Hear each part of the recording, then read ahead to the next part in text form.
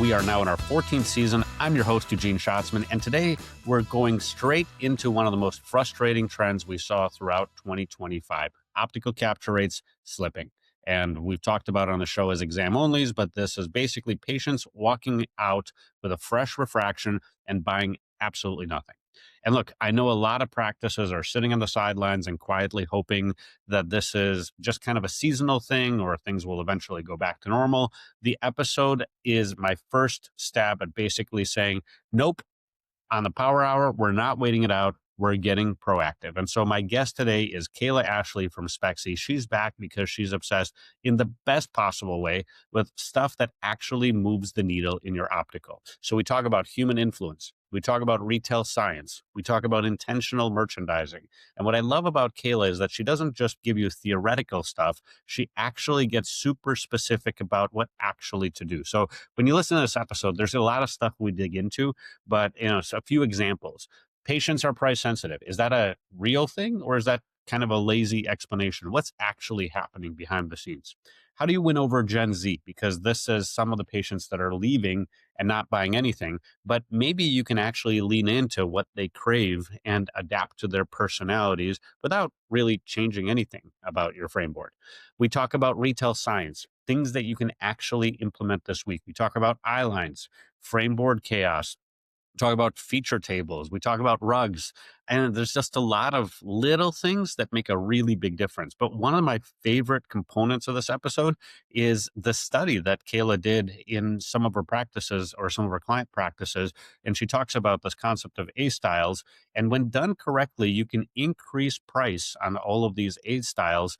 And the data showed that offices that increased price actually increased or kept their sales the same of these A styles or increased their sales as a result of increasing price. So this is there's a lot of interesting nuance in this episode. So this is a legit masterclass if you want fewer exam onlys, stronger capture, and an optical that feels like an intentional retail environment that's designed to sell. So let's get into it. This is our episode with Kayla from Spexy. And right before we do that, I just want to remind you to make sure that you're subscribed on Apple, Spotify, YouTube, wherever you get your episodes. And certainly, if there's in any point you want to reach out and connect with me directly or suggest an episode topic, you can do so at eugeneschatzman.com. And now let's jump into our episode with Kayla Ashlee. Kayla, welcome to the Power Hour. Excited to have you back on the show. I am so stinking excited to be here. I'm really excited about all these topics we're going to talk about today. Yeah. So, and just let's frame it up for the audience. So 2025, one of the biggest issues consistently that was both expressed by people who own practices and also that was really clearly visible in the data was optical capture rate. And when we think about optical capture rate, that basically means any patient coming in to their eye doctor, getting a refraction, walking out without buying anything. And I also I refer to that on the show commonly as exam only. So exam only data clearly shows exam only was on the rise in 2025. Data clearly shows that our patients are spending a little bit less per transaction in our opticals. And so we're seeing a more price sensitive consumer. We're seeing capture rate, and some practices that I've talked to have said, okay, I'm just going to throw my hands up in the air and I hope that this season passes and we'll get back to the good old days. And I believe that having you on the show is my commitment to saying to the industry, listen, we have to be proactive. We have to have a proactive approach. We can't just let this happen to us. So there's a lot of different things that we need to be able to focus on in order to get our patients to actually engage with us and to find value in sticking around and shopping in our opticals. So Kayla and I have a lot of topics that we're going to cover on the show today. But first and foremost, let's talk about the numbers. So Kayla, if I had to ask you, um, obviously there's a big topic of capture rates, but what are the numbers that you tend to really pay attention to in a practice that ultimately help drive capture rate? Yeah, great question. And hearing you talk about your numbers where you're, being able to capture all this data from these offices and really being able to look at that trend that's going down a little bit. What's funny is that with myself and my members, we're not really seeing that trend as much because we're making all of these changes to actually influence a better capture rate. So the things that we're watching are things like when our patients come in, for their exams, making sure that we're influencing them. To purchase essentially from the moment they walk in the door. And so the data that we're looking at is that capture rate before they start implementing these critical pieces of really human interaction. And then a few months later, after they start implementing these Mm, teachings that we give them, we're looking at that data and we're going, holy cow. And if I can give you something that is really, I guess, intriguing, it happened by accident. I think we may have talked about it before, but essentially, what happened was I went into a few offices that I was doing immersion events in, and they were really lackluster in their energy and excitement to be there. mhm. And so what we ended up doing was we taught these offices, long story short, is we taught these offices how to be more charismatic, how to be a little bit more exciting, how to have influence with their patients. And unintentionally, we got calls from these offices where the doctors were like, holy cow, what did y'all do? Our capture rate's going up like crazy. And I'm like, that was so great. So, so the first bit of data is controlling, basically seeing what offices are doing before and then seeing what they're doing after implementing these trainings. As far as other pieces of data that we're collecting, is we're making sure that with the data, with what is offered out in the optical as far as inventory, we're collecting bits of data that allow for us to make more strategic purchases in what we are basically showcasing in our opticals and what honestly we're getting rid of. That's a big piece because so Mhm. many times we keep things in the optical that shouldn't be there. And then I would say the last bit of kind of like metric data is that we can show basically the influence of how we can influence patient buying by how things are merchandised out in the optical and look at those capture rates before, change up the merchandising to be much more strategic, and then look at those capture rates after. So that's what Yeah. we're really looking at. And you know what? I think that makes perfect sense because you're saying you're coming back to the data being the core capture rate, but you're saying let's baseline it beforehand, let's baseline afterwards. And Yes. we're going to talk about some of the things that you have to do in order to, and I think we've got a whole plan to talk about some retail science and the concept of influence in general across the practice. Yes. But, I think one of the things, and I like to think about metrics as opportunity metrics, right? If you can really narrow down your capture rate into something that you can use to influence behavior internally, right? Because how do you manage behavior? I don't think you manage the actual metric, you manage the behavior that drives the metric. And so a That's capture right. rate is a really broad metric. But then if you say, okay, you know what? I'm going to focus really hard on exam onlys. That's a really descriptive metric that you say, okay, I know what that means. That means that somebody walked in, had an exam, walked out. So I can measure the behavior that drove that particular metric, and I can manage that particular behavior. And so when I think about opportunity metrics that you can measure against, that would be your exam onlys, that would be your lens onlys. So a patient came in, did not buy frames, or did not buy frames and said, okay, I'm going to Right. buy lenses only. Your CL fit onlys, right? So bought, I got a contact lens fit, but I'm probably going to get my contact lens somewhere else. And so these are all what we call opportunity metrics.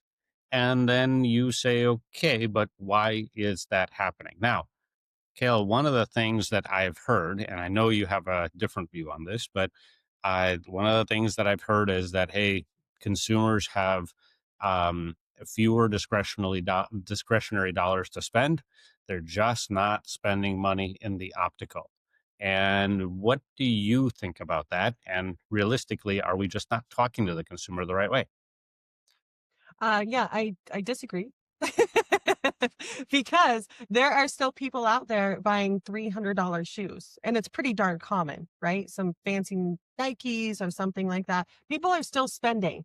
The reality is like Coach isn't going under, right? None of these other big, beautiful, big, expensive things are going under. And it kills me when we have a patient that walks in that's wearing this really fancy purse and these really cute shoes and this really amazing, ensemble. And then they want to, spend what their insurance covers. Cool. you know, Right. but the reality is it has nothing to do with spending. It has more to do with us giving a value so that the patient wants to purchase that, right? That's where the loss is. And maybe I'll give you this.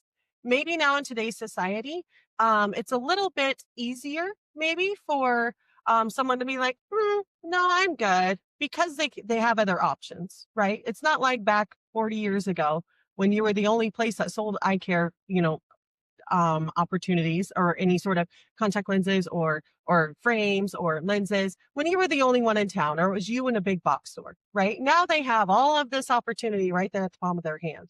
So what I will give you is that now the only difference is that you have to work a little harder. You actually have to give that perceived value to the patients for them to understand it. So so yeah, so as far as people spending less, I call BS. It's Okay, not fine. happening. Is there a generational component to this? Do you think that there's a world in which maybe we're just not selling in a way that younger patients may want to be receiving that information? Yes, 100%. We are not selling in a way that that younger patients want to perceive this. And there's actually a big, I guess, course that I am creating on this whole idea with, working with Gen Z as patients and kind of like Gen Z behaviors and things like that. Because the reality is that myself being a millennial, Gen Z will go about spending more money than a millennial, which is quite interesting. The Hmm. reason why is because they can see value in things. They've only grown up with the internet, period. So they see all these internet things. They see all the crap they can get on the internet. They see all the good stuff they can get on the internet. And actually, a lot of the Gen Z is less into the flashy, like we were as millennials.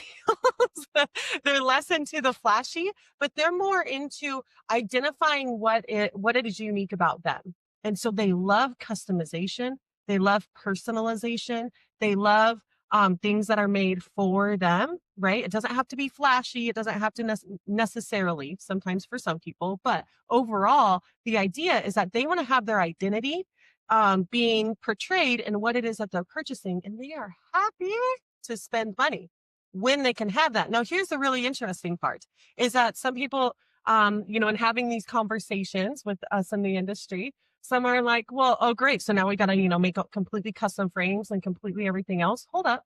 Listen to yourself. What was the messaging that we've been giving people now for years? This is a completely custom product. This is why we can't return it. This is what, yeah, I know. Now use that as a selling point, right? Gen Z really loves this kind of thing to be able to say, these are completely made specifically for you. Now, we can make this lens in many different ways, but because you told me that you are a gamer on the weekends and that you are, finishing up school, we're going to go ahead and put in this anti-fatigue lens so that you will have beautiful distance, when you're using it most of the time. But when you do get on your phone or when you are doing that schoolwork, your eyes are not having to work as hard and you're going to see a whole lot less fatigue. We're making these specifically for your needs. They're going to buy it. They're going to buy it because I'm going to tell you right now, online is not selling them that customization. It still feels very cookie cutter. You know what I mean? Yeah.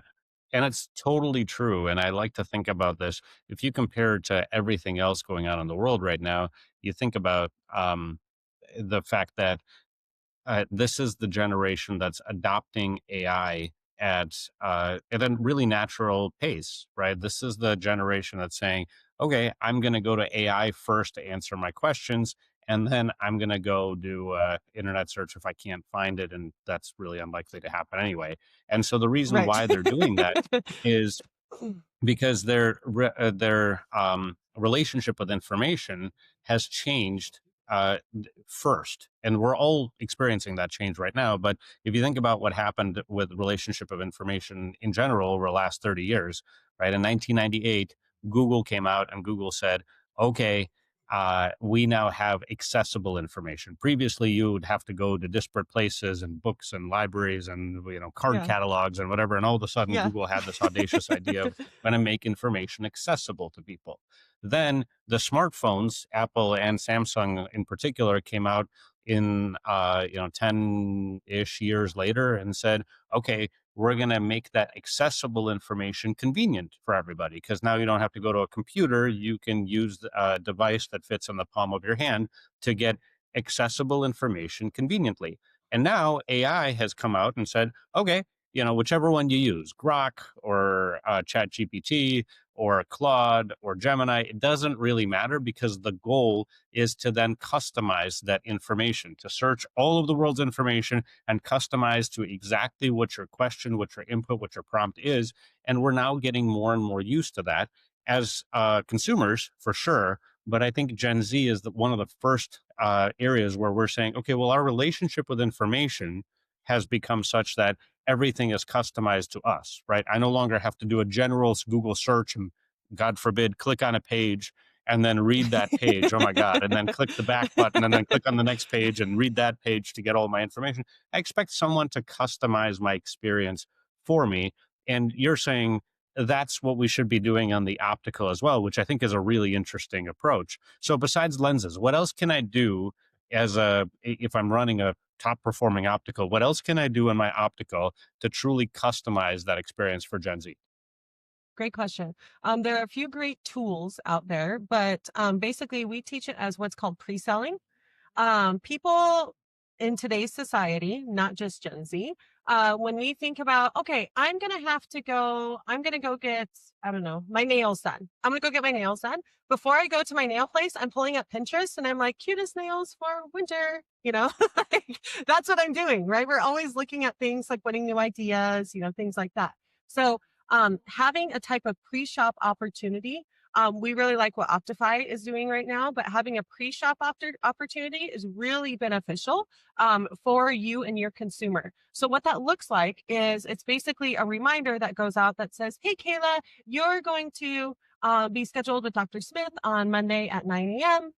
We wanted to give you a link into all of the great frames that are at our optical. So go ahead and take a look around. Now, here's what's beautiful is that your patient, when they're coming in for their eye appointment, just like I'm searching Pinterest for nail ideas, they're searching up what's the new and latest trends on eyewear. If you can catch that and have those trends coming into your office with your optical and your selection and the brands that you carry, that is a huge opportunity. Then we can also see, because of this, because of some of these services that are out there, we can see where the patient is clicking, the things that they like. They can add it to, they can like heart it, so that when they come in there, you've already got this curated thing of styling all right there for them. And here's what's really beautiful. For those of us that are weirded out by putting our stuff on online. That's not how it is at all. But the reality is that what's really interesting is that most of the frames that people end up choosing, once they get out to the optical, they've looked through the ones that they chose online, and then the ones that you as the optical expert have given them, they rarely end up going with the ones that they chose. They often end up going with the ones that have your expertise attached to them, because often it's not a great fit or it's not all these other things, which further validates the necessity of having an optical expert there, right? Because there's stuff that online AI, all these other things, yeah, there's stuff that they can do. But the reality is that human interaction is something that's never going to be taken away. And so you're further validating that with these types of pre-shop opportunities. Yeah, and I think what I love about that is that you're again reminding everybody that the person who is, whether they're your optician or even if you want to start the process with the tech, they constantly need to be building value for your practice and the shopping experience at your practice, as opposed to being like, hey, did you want to look for glasses today? If so, like the men's side is on that side of Oh, the optical, right? Like that's the that, we call that but that dropping the still F bomb. happens, right? Feel free to look around. Let me know if you need any help, right? No, absolutely not. No more of that. No more of that. We just said, do you, here at Spexy with my members, we call that dropping the F bomb. That's basically like cursing to your patient in the optical. There's no do yous. There's no yes or no questions. It is all under the pretense that they're going to buy from you, that they want to buy from you. So all of our verbiage needs to match that accordingly. So yeah, do you? Oh, stop. If there's anything that you take away from today's talk, stop saying do you to your patients. Assume that they are going to be purchasing from you. I need you to Hmm. have more conversation in your opticals to your patients that is, again, assumptive that they're going to be buying. So examples would be like, oh, Kayla, I see that you've got these beautiful black frames that you have here. This year, are we going for a little bit more color? Let me show you a few different options. You take them there. Okay. Yeah. Hmm. So are we Yeah. going for more color? That's a yes or no, but we're still choosing more color or black. Right. So the idea is that we don't want to give them the option to shut things down. We're giving the assumption that they keep moving forward. And here's what's really funny is that in today's purchasing society, they want us, we're used to being asked to buy more, buy more, buy more. I try not to buy from Amazon a lot because I try and shop local. That's one of my big things. But the other day I was out of this stuff that I needed to wrap gifts. And so I get online on Amazon and I get my one gift wrapping thing that I need. And then here we go. It asks me, well, are you sure you don't want these things? You know, you can still add these things to your cart. And if you add them by 2 p.m., you can. And I almost was like, do I need it by 2 p.m.?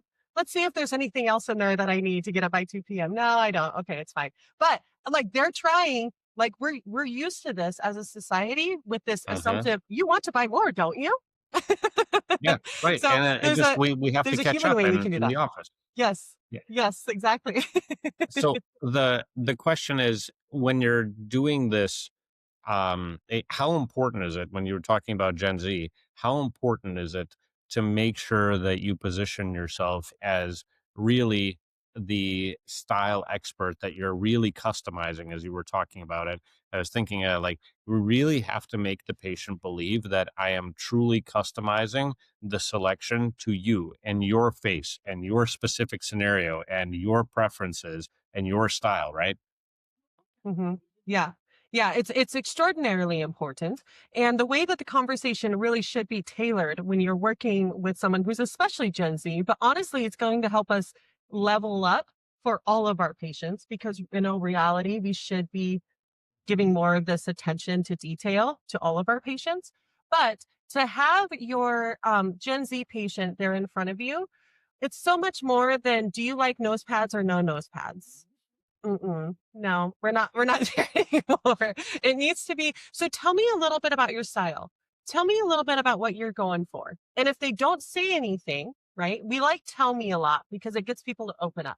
Some people are just, little stinkers and they don't say anything. So then you start giving options. So tell me, are you a little bit more of kind of on the flashy side or a little bit more subtle? Oh, definitely more subtle. Okay, so on the more subtle side, did we want something that tells me that you don't want anything that's like big and bulky, kind of a little bit more sleek? Are there certain styles that you were thinking of, or are there certain, celebrities or anything like that that you saw that you kind of want to mimic, or something that you thought was cool?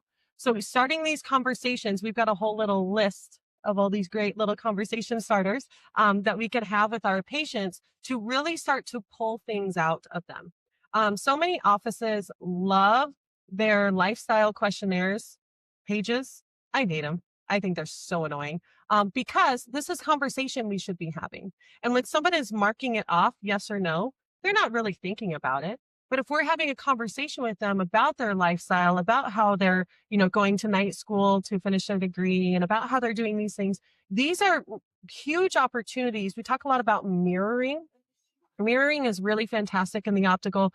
Physical mirrors and mirroring, we can talk about that in a little bit, but also mirroring in your conversation is a really great way to earn the trust of another human. And so when someone says that I'm doing this night school to, finish out my degree, and then, I'm working all day on the weekends, I like doing my video gaming, which is, how I get my relaxation in. Okay, so then we're using those words when we repeat back to them. Okay, this is a really good opportunity right here. These are going to be really great frames for you to have kind of an all day, just because they're just a little bit more subtle.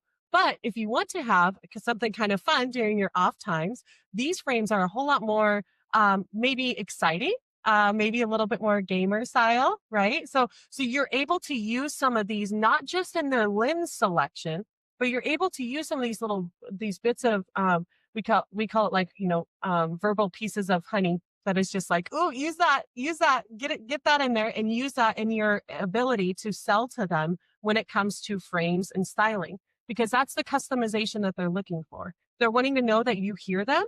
And then once you do, then they're like, yeah, this sounds great. This is awesome.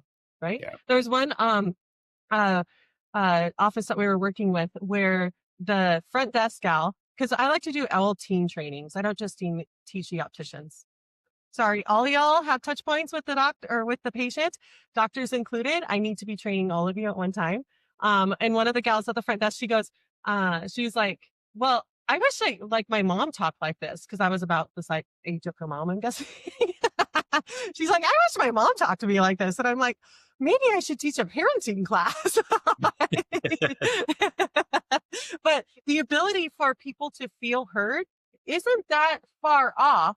But what's really interesting, and I actually give this in my talk, I have a CE talk that I do, where basically I go through this list of things that is really annoying to the current generations about the future generations, the up and coming ones. And then this list of things it's talking about, how they dress, how it's so sloppy, how they speak, and like it shows no refinement in how they speak, and all of these different things. I think there's like 8 or 12 different things on this list, right?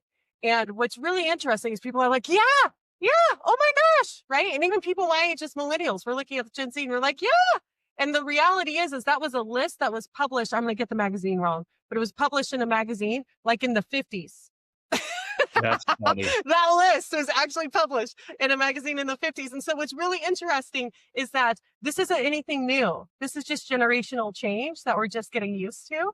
And what's really, I think that we have as our benefit is because we have all this information and technology and ability to adapt that maybe our grandparents didn't, back in the 50s and 60s when they were going through these generational changes. We have the opportunity to make an adaptation rather than be the old grumpy Gus that's back. Yeah. That's not going to change how they do things. Yeah. So, yeah. Kayla, what I love is the yes or yes questions on the optical. And I think this maybe takes us to the science of retail merchandising. But I think that my one thing that I love is this whole idea of, are you more subtle or are you more flashy? Are you this or are you that? So the second that you've got yes or yes questions, I'm really sucked in, because Yeah. you are now being my consultant. You are now taking my preferences into account, which I absolutely, absolutely love. So I wanted Right. to kind of think about this, because you talk a lot about influence, and I love some of your lectures on influence, but I wanted to take this right into the retail science arena. So let's talk about that whole field. And then let's talk about some of this whole concepts of influence that, in particular, I think you alluded to earlier in the episode, that might be relevant in helping solve this capture rate problem. Yeah. Yeah. I love it. Well, okay. So influencing people out in our optical is something that really has always been happening. If I can be honest, it's always been happening in our optical. We've always been influencing people. The thing is that we just don't know how we're influencing them. And the sad part about that is because it's not being done with intentionality, we're influencing them to not purchase from us. It's really quite amazing. And Yikes. we do, as part of our services for our premium members with Spexy, we have what are called merchandising meetings. And merchandising meetings are where the optical will actually go out into their office and they will take a video basically of the patient journey, like show me where the patient, is taking you and all these other things. Okay, cool. So they take us out on this patient journey, and then they also take us in the optical and they take pictures, right, of the optical, like as a 360 to be able to see everything. And then we take all those images and we put them into basically a digital whiteboard where we can show them, here is what's happening out in your optical right now. And here is a few different renditions of how we can go about changing things. Certain things, what's beautiful is that I can tell you right now, I can give you all the keys to the kingdom, tell you all the things that are stopping your patients from going into your optical and spending money. But the reality is that until you see it, that's when you go, oh, dang, that does work in our optical. Oh, heck, that looks really good. Right. And so some of the things that we are really focusing on is how this retail science is really influencing our patients. And there was a really great study that I read in a book called Atomic Habits. I don't know if you're familiar, but this study was done at a hospital, Massachusetts General Hospital in Boston. Okay.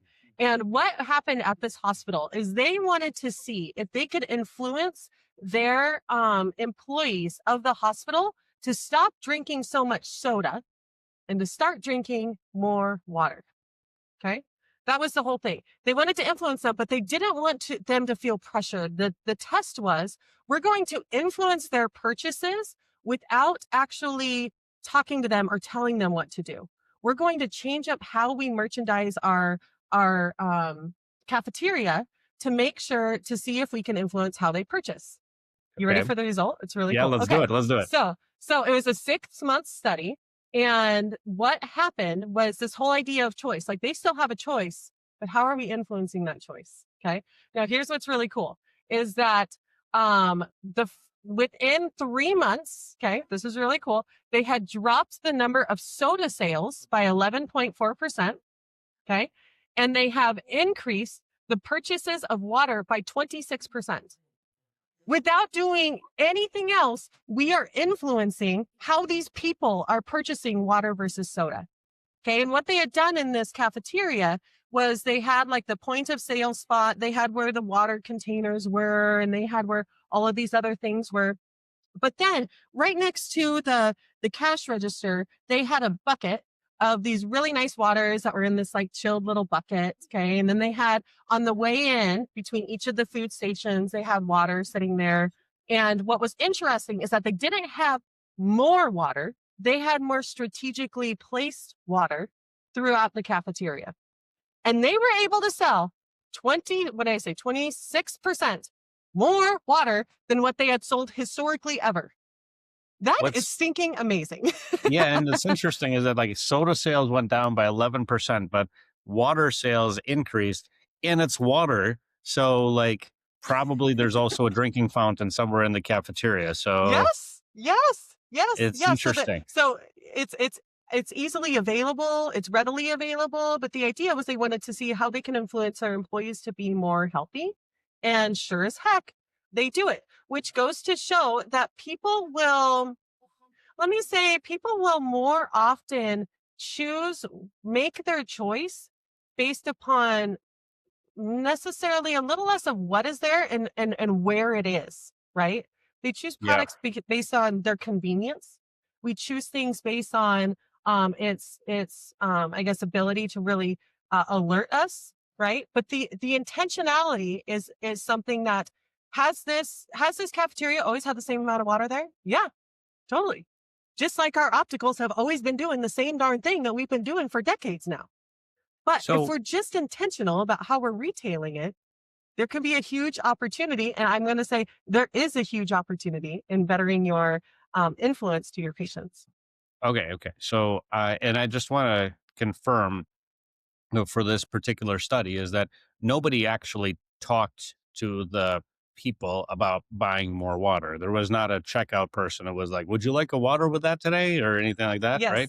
Yeah. The checkout people had no idea, absolutely no idea that this was even happening from the So powers this that was be. strictly by the merchandising science component. So Yep. this is literally the, I guess that's why we call it retail science, is that this is literally a test run in a closed environment where you legitimately don't even have to talk to the person. You just have to present the products a little bit differently. So tell me how that translates to the optical. Okay, so how that translates to the optical are certain things that we are noticing. I kind of picked the top things that we're seeing in offices as far as merchandising opportunities. So the first thing is when your patient walks into your optical and they look at specifically framed boards. Sometimes we see this with shelves, but for those of you who have framed boards, listen very, very carefully. Frame boards, your patient walks up to that board and it just looks like a sea of all black rectangular frames. That's what it looks like to them. We know that it's not that way, but to them, that's exactly what it looks like.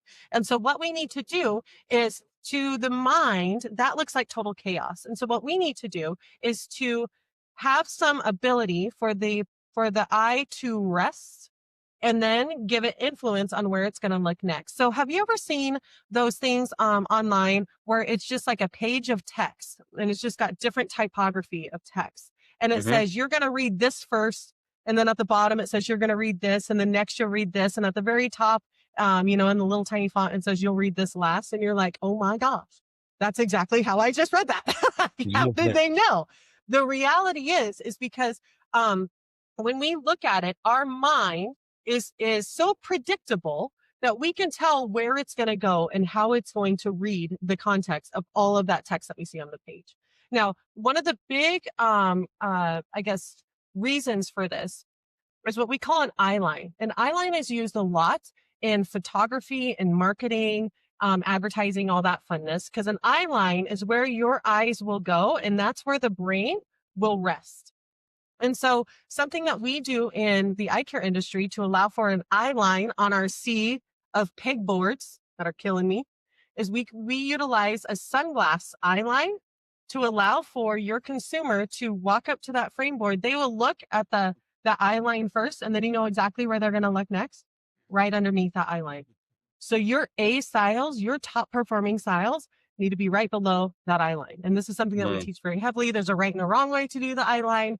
There's all this other stuff. But just like that page that says you'll read this first, then this, last this, whatever, the same thing is also true when somebody walks up to your frame boards. If you put an eye line, you'll see your A style sell better right underneath that eye line. What? Like that? That, my friend, is retail science. That's really fabulous. Now, let's go into another one. Another one is that you need to have something to draw people in. And I have a lot of offices. This is for all my offices that have had maybe remodels. You have that nice hardwood floor or that tile floor or whatever. Okay. I want you to think about when you walk into a Macy's. During my merchandising meetings, I give all these visuals. So I like to explain my visuals right now. But you walk into a Macy's, you're coming in from the mall, entrance, and you will notice if you next time you go into a Macy's or Bloomingdale's or anything like that, any of these big department stores, the flooring of the mall usually will match or be very similar to the first bit of flooring that you see within the store. Why? Because they don't want that barrier to entry, right? They want nothing stopping you from just flowing right on in there. Okay. So that flooring is really important. Now, the next thing that you'll notice is within, let's say, Macy's, Bloomingdale's, whatever, is that they have the walkways that are made from, let's just say, this particular tile or whatever. But where you are buying, where the purchasing is done, it's usually carpet or it's tile versus hardwood, and the hardwood actually has a plush underneath it, because subconsciously you are more when you're more comfortable with the flooring in a certain spot, you're more willing to spend. Let me give you another example. Think of a casino. You're walking through a casino, okay? You have the walkways in the casino, very thoroughfare, right? Where are all the tables where people are spending their money, or those machines? They're on that ugly stinking carpet that happens to be really cushy. Notice next time you're walking through Vegas, when you go over there, the flooring is very cushy. Why? Because you're more likely to spend money there than you are on the main thoroughfare. So let's take that back to the opticals. So in our opticals, when we're looking at how we can encourage our patients to spend more money, we encourage what we call brand feature tables, which are really fabulous. But what you're doing is you're putting a rug around to draw people in, because that plushness enough will draw people in, and then it'll allow for them to stay. So in some of your biggest purchasing areas, you want a nice little rug there. And there's a right and a wrong way to do a rug. We teach you about all this too. But that's another big opportunity there. So is it that I actually feel the softness under my feet, or is it that my brain says there's a rug there, therefore I must go there because it's more comfortable than the other floor that I'm on? Oh, great question. I don't know which is which. All I know is that it works. This is retail science. It's a big deal. I don't know which comes first, with chicken or the egg there, but subconsciously we know, oh, this is more comfortable. Oh, this is great. Now, are you going to be standing there in the purchasing element, wherever it is, at a Bloomingdale's or a Macy's or your optical, and go, oh, I'm going to go stand on that carpet? No. This is all subconscious influence. Oh yeah. That we're I influencing. love Right? this. So They're, cool. they're, they're not going to go up to your optical and be like, okay, where's the eye line? These are the best ones. No, they're not going to, no, nobody ever does that. But just as we have all of these suggestive things in our online purchasing or all of these suggestive things when we go into a store, like my best example that everyone knows about is at your local grocery store. Okay. Down the cereal aisle. Everybody knows all the sugary kids cereals are where? They're at their eye level. Okay. The sugary kid cereals, if you guys have not noticed this, just go to, I'm not making it up. This is like the epitome of retail science.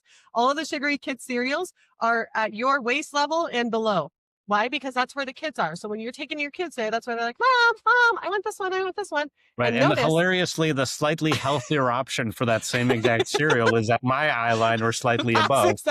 that's exactly Because I'm like, right. okay, well, no, not the Frosted Flakes, honey, but like the whole grain stuff, whatever. Yeah. Yeah. The whole grain Frosted Flakes.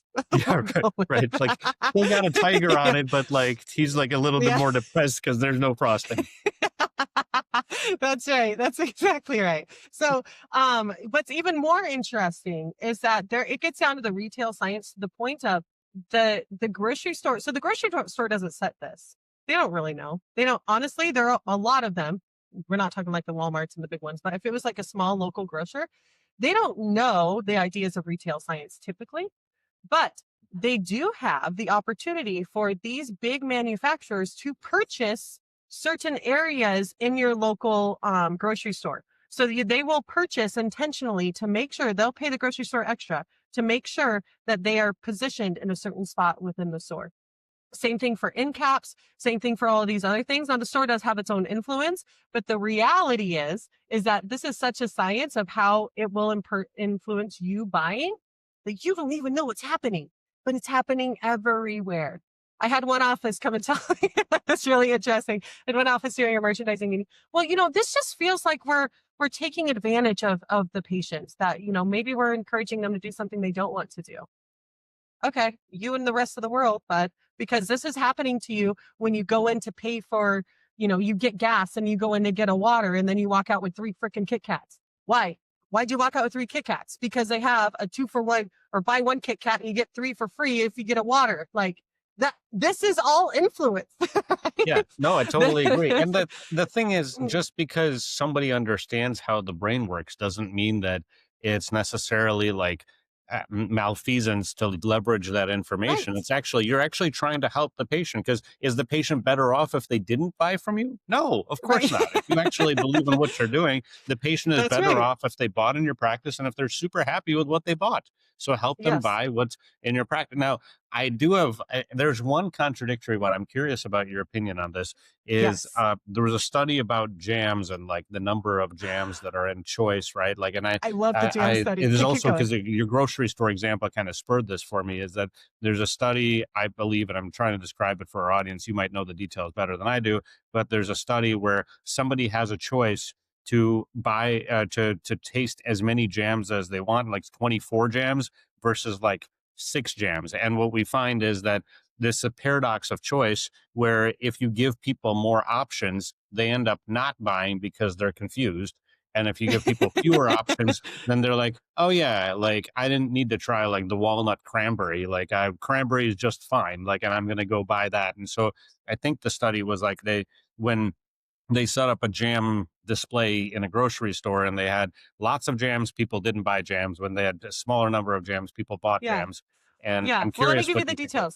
details. Yeah. So in the jam study, it's basically a farmer's market that they set up. And one week or whatever, have this lady's jams and she has 30, 24, 30 different flavors, whatever it is.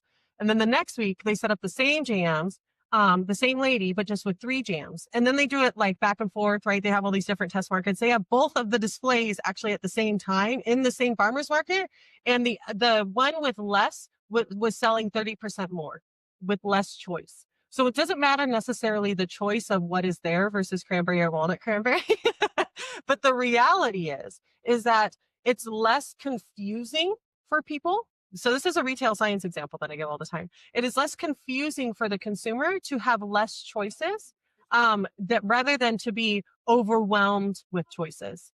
And so what's really beautiful about that is if I were to ask many of your listeners right now, how many brands that they have in their office. Most will be like, oh, maybe 30, maybe 40. When the reality is that so many opticals are displaying 65 plus brands in their optical.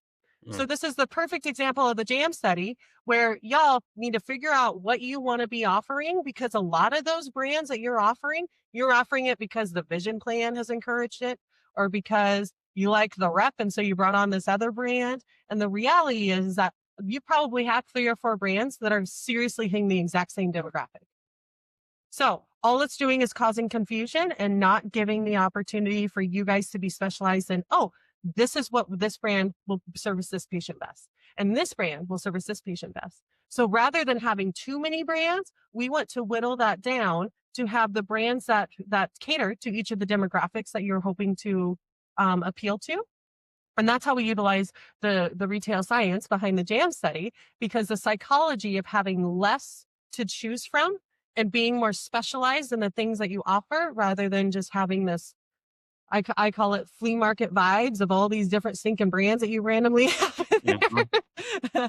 That is counterproductive. You're thinking that you're offering much more, but the reality is it's just causing confusion. And you're so probably if you, overwhelming your staff too, in thinking oh, like, okay, well, totally. which one do I show? Do I show them this one or do I show them this other one? And so they have less confidence as well. Well, the reality is actually of all of the people who will vouch for having too many brands and too many offerings, it's often the staff, because they don't even realize the alternative, right? They don't realize that actually parsing that down and becoming a specialist of each of these brands is way different than kind of being a, jack of all trades, and what do they say, jack of all trades and master of none kind of thing. I know it's not the full saying, but the idea is that when you can specialize in each of the brands and have that be your brand representation of what your optical is happy to showcase, that's a totally different conversation than, oh, well, there was that one double bar that needed the thicker sides that needed this, and so that's why we carry this brand. No. No. That's not what we do. So that's a big opportunity when it comes to retail science, is minimizing the confusion. And so that's one of the big things that we do as far as our metrics in monitoring in their bi-month or bi-yearly assessments. We give out these written assessments every 2 years, because we want to be whittling down the brands for most opticals, not all of them, but for most opticals, we want to be whittling down the brands that they came to us with when they started Frame Turn, because that's exactly it. The option of choice is something that can be specialized or it can be chaotic. So what's if I had to nail this number down, I don't know if this is possible, but for an average optical, what's the right number of frames? What's the right number of frame vendors? And what's the right number of brands? Okay, so right number of frames. The reality is all of these are based upon the sales and the success of the optical. Okay, so giving you one number is not something that I like to do, but I can give you, a majority works really, really well for opticals. And that majority usually is around 700 pieces. Okay. 750 usually is kind of like a little sweet spot for most opticals. That's not saying for everyone, because there are opticals that their sales have not basically generated that kind of investment yet. And so they should have less, and you can do it with less. When you get below 500, it is kind of difficult. You have to have your team really on top of reordering. You have to have your team really on top of specializing. But there are some opticals that run at about 500. That it's crazy the amount of turn that they have, but they also have static frame boards and these other things too that allow for them to be able to do that. So they're not missing pieces up on their board all the time. So, general number for quantity, I would say, probably about 700, maybe 750. Okay, Would be so the how most many ideal vendors if I and had how to many pick a number. brands? Vendors, I don't care. Vendors, the thing is that I'm all about independent. So if I have, 12 different brands, I'm going to have 12 different vendors, right? So vendors, I don't care. And actually, some people get themselves in a pickle with trying to stay within the same vendor and just like playing this little red cup game of shuffling the ball around of what kind of other crappy brand am I going to have to choose? from the same vendor. You guys Mhm. don't have to stay with the same vendor for things. I know it might seem easier, but sometimes the easiest often will end up causing you more harm down the way. So I'm not going to give a vendor number because that's a moot number to me. It doesn't matter. But as far as brands, if there was an ideal number of brands, and this is not just with independent brands, I want to put that out there. This is independent. This is really high. Let's just say by the industry monsters. This is, our licensed brands, all of it included. Usually the sweet spot, actually, let me give an example first before I give the number, or let me give a little caveat to that. So we specify the difference between a sunglass and an ophthalmic. So we will list as two brands in our system, an Etnia sunglass and an Etnia ophthalmic, right? If we have a Ray-Ban ophthalmic and a Ray-Ban sunglass, those are two different brands. So with that little caveat right there, understanding that the sunglass and the ophthalmics are listed as separately, and there's a whole retail science behind that too. We'll talk about it. But having that listed out there, the number would be about 25. Mhm. Understanding that, about 6 of those are probably going to be sunglass brands. Cool? Yeah. Yeah. So, let's kind of kick back to sunglasses. Retail science, when it comes down to your sunglasses, it has been shown that when you can showcase something, the brand, any sort of brand, clothing, glasses, shoes, when you can showcase the entire brand, the brand has more ability to sell, or not necessarily the entire brand, but when you can showcase the different types of the brand to show it off, it has more ability to sell. There's this whole thing with under showcasing, that's what we've called it, where you have so many brands in your office that you've got 6 of this one, 5 of this one, 8 of that one, and you sell about 6 of this one, 5 of this one, 8 of that one for the year. Because you have not given it the opportunity to sell, the darn thing doesn't sell, right? And so we have come up with this idea of properly showcasing a brand in order to give it room to sell. Now, that being said, let's flip that same concept over to just sunglasses. When I look at some optical sunglass boards, let's just say for pretend, you have a sunglass area, and in your sunglass area, you have 50 sunglass frames up on your board. In many opticals, you will have about 10 to 11 different brands represented in those 50 sunglasses. Why? Because you'll go up to your Juicy rep and you'll say, oh, let's bring in this Juicy ophthalmic and just this Juicy ophthalmic. Oh, well, those 2 sunglasses are cute. And then you go to your Nike rep and you go, oh, those 5 sunglasses are cute. And then you go to your Etnia rep and you go, oh, those 6 sunglasses are cute, because sunglasses are an afterthought. So then what we get is this hodgepodge of sunglass collection that we have up on the board. And the reality is, we've tested this, we have tried it out. If you take those 50 frames of different sunglasses that are on your board that are made up of 10 or 11 different brands, and you flip that and you bring on only 4 or 5 different brands that have 12 frames to display for each of those brands, your sunglasses will sell better. Proven. Because with the same amount of inventory, you are now showcasing certain brands. So those brands will now sell better. We've proven it with our frame turn people. Let's see, we did it. I think it was I'm gonna mess up the year. Is it 22 or 23? When I started to look at all of our under showcasing listings for our successful offices that have been with us for a minute, and I'm looking at them and I'm like, why are these sunglasses still under showcase? They're not selling. Let's try this experiment. Let's keep the same amount of inventory, but let's choose 4 brands, right? Choose a high-end men, high-end women, choose a sportier men, sportier, more casual women's as far as brands. Let's try and display those. And all of a sudden, sunglass numbers come up. Now, I would like to say that I had a consistent number on how that was influenced, but unfortunately, the influence comes also from how we are portraying these in our optical. But the highest that we have seen is we saw an optical go from pretty much zero sunglass sales to 27% in 6 months of their sales for sunglass sales. So what did that do for their second pair? So, I don't actually know that off the top of my head. I would have to look that up for that optical. But I will tell you that we had a big training with them as well. So we changed that number, and then we had a big training with them on how influencing sunglass sales from the moment they walk in, when they're back with that pre-tester, or when they walk in the door, and instead of sending them to the waiting area, you're going to take them out to show them your sunglass selection.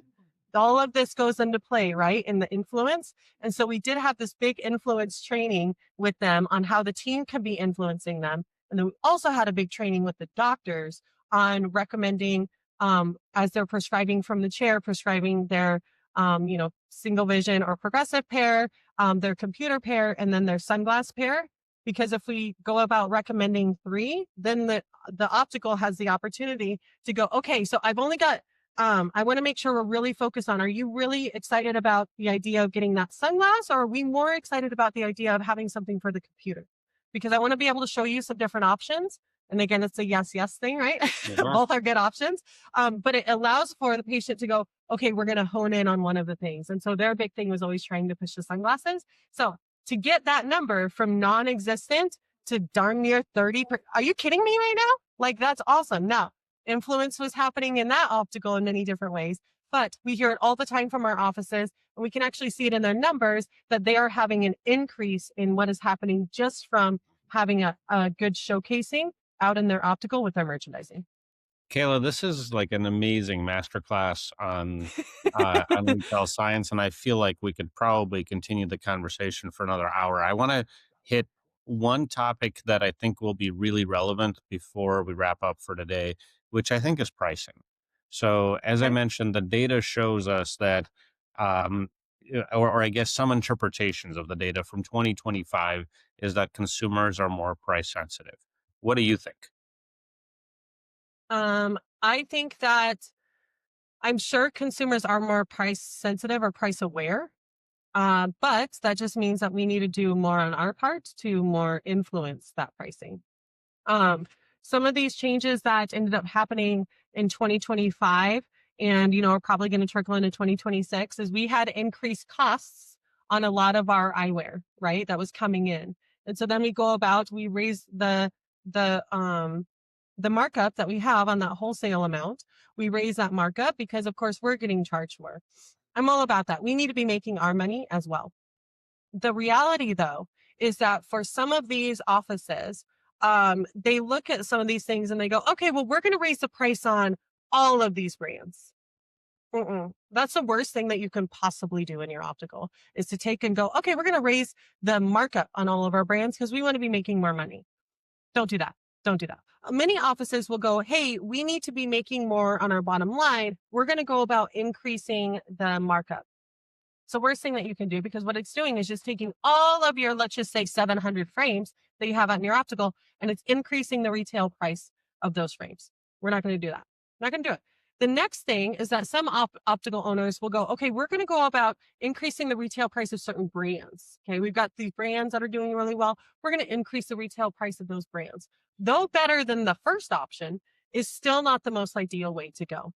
The reality is that we want to go about looking at increasing the A styles, increasing the pricing of A styles. So let's dive into A styles really quick. Do you have time, right? Yes. Yeah. Define Okay. it. So, Yeah. Yeah. so with A styles are any of the styles that have been selling really well for each of your brands. And I would encourage you to find the top 3 A styles, every single one of your brands that you have out there. Okay. What you're going to do is once you find the top 3 A styles, you're going to do a few great things. The first thing you're going to do is you're going to go about increasing the representation of that frame on your board in multiple colors. So if you have 20 frames of this one brand out on your board, you are going to go multiple colors deep in the top 3 performers.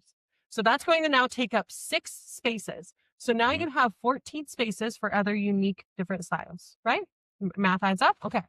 So think about goes back to retail science. When you walk into, let's just say we're going to pick on Macy's all over again. Walk into Macy's and you go, oh, I really like this shirt. It's here in green. And then you turn around and go, oh, they have it in red. I love red. Red's my favorite color. This is great. There are a few different things that are happening in this. Number one is that your consumer, when they get the choice of making a decision of color, they are now more apt to purchase that product because they've made that decision on color. Okay, pretty cool. Now, some optical owners go, okay, wait. Then why wouldn't I take all of my frames on the board and put them all out in multiple colors? Well, I'm going to tell you because that's dumb. Because we're not going to do that. Because even Macy's, which has $1 bazillion doesn't do that. Because do they have every single shirt, every pair of pants, and every dress out there in multiple colors? No, they don't. They only have displayed in multiple colors the products that have been proven good sellers. Boom, there it is. Okay. So we identify our A styles. We take our top 3 from those A styles and we represent them in multiple colors. Now, what's really interesting is I will get pushback. I'll get emails after this from sales reps. Kayla, you don't know what you're talking about. They need to make sure that they have enough product out there with different styling to appeal to more patients. I get it all the time. Okay. But you know what else I get? I get the satisfaction of seeing these opticals and seeing their numbers and seeing them go through the freaking roof. Your A styles will be selling like crazy. So do I put both of them at eye level? The both colors at eye level? Yes, sir, you do. Yes. Yes. We want to make sure it is there right underneath that eye line. So much more than just eye level. Eye line's next level. I'm telling you, that's how we level up. But yes, you want to have them there so that they have that choice right there in order to be able to choose, because they will be now more drawn to purchase that product because they get to choose color. And we don't just do this for random brands. Every office is very unique in the different A styles that they will have. And even the same office that is owned by the same owner in just the next town over will have completely different A styles, not just because of the patient demographic, but because of who is there selling it. You'll notice that you'll lose a top optician and your A styles will all change.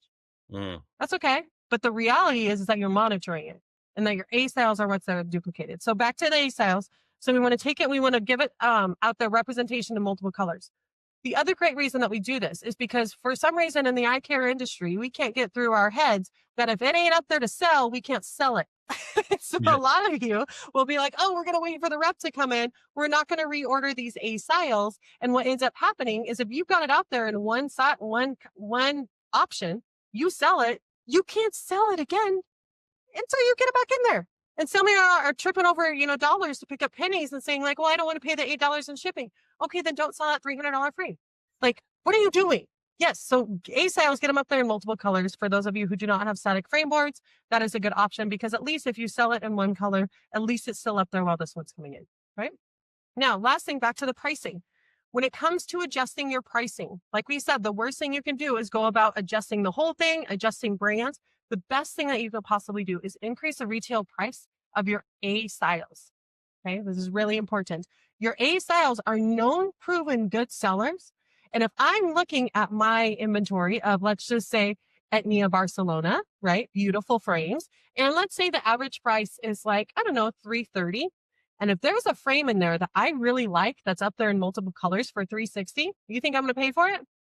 Absolutely, I am, right? Because I love it, because it's A style, and I've got it up there in multiple colors because we're tapping into the retail science. And so we're going to go ahead and have that one $30 more. Here's our little stat, okay? We love stats, Eugene. You and I are all about stat people, yes, okay? Yes, data, okay, please. Are you ready for this? Okay. Of all of our offices where we track our A styles, so basically we take we call them our VIPs, our offices that basically let me bug the crap out of them all the time and use them as testers. And so we took all of their A styles across all of their brands, okay? We do it for 15 different offices. And, some offices will have, I don't know, a total of 20 A styles, and other offices will have like a total of 60 A styles, right? It's here, it's all over the board. But the reality is that for all of the offices that increase the retail price of their A style frames by $30, 92% either saw a consistency in sales or an increase in sales. 92%. That means only 8% saw a decrease in sales at that $30 or at that $30 jump. And when you say sales, do you mean sales quantity in units or sales in total dollars? Sales quantity. Yes, so I sold more stuff at a higher price because I raised the price. The same or more, yes, at a higher price. 92% of the time. Wow. If that's not a reason to raise the price, I don't know what is. Damn. Yes, but here's the thing. You go around raising the price of that whole brand, you're just shooting yourself in the damn foot. Be honest with you. Because the reality is taking the A styles, the known proven good sellers in your optical, not what's up the street, not what's in your other location, in that location, take those on A styles, duplicate them, and increase the retail price. It is like the perfect storm for just more profitability with doing the same amount of work. I love it. That is fantastic. I think I'm going to let that be our final nugget of this episode, because that is I mean, the data is the data. If 92% of people can sell more units by raising the price, that's like a serious double whammy. Say more, Yes. serious double whammy. So Now thank let you. me give a caveat. Hold on. Make sure you increase the price, but you also implement the other, we call them A-style initiatives. The other A-style initiatives is having it up there in multiple colors, making sure it's displayed properly. All of those things are always done in our little test unit. So make sure you're doing that too. And if you Uh, need help, let me yeah, of course. And know. one more time, Kayla, we're gonna post everything, and we're gonna post links so people can find you. But if people want more information from you, or if they need help, how can they get a hold of you? Best place is going to our website. It is Spexy, Spexy.co. You will find all of the information on there. You'll find a bunch of freebies. You'll find a great opportunity to trial out frame turn. But more importantly, you'll see access to all of our memberships, which we make amazingly affordable. So you'll get a lot of value out of them. So Yeah. And thank you so much for sharing everything that you had today. Hopefully, this helps people kick off their year and kick off their optical with a bang. Kayla, amazing having you as a guest in the Power Hour. thank you, Eugene. Have a great 2026.